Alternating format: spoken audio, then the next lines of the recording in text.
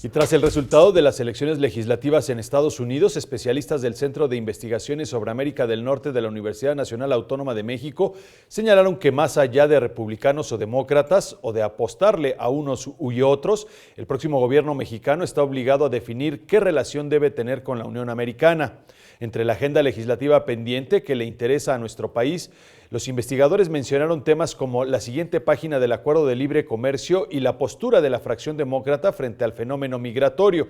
Puntualizaron que los resultados demuestran que la democracia está viva, pues aunque la cartografía electoral del país vecino estuvo dividida, no representa una derrota para Donald Trump porque su partido conservó el control del Senado.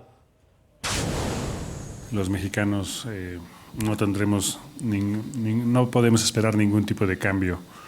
en el tratamiento que recibimos de Estados Unidos. Esta elección intermedia poco tiene que ver en la relación México-Estados Unidos. La influencia será de manera indirecta por la cantidad de intereses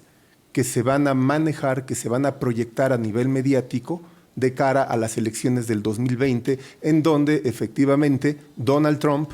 puede establecer una agenda mediática atractiva en donde se le ataque de nueva cuenta a México.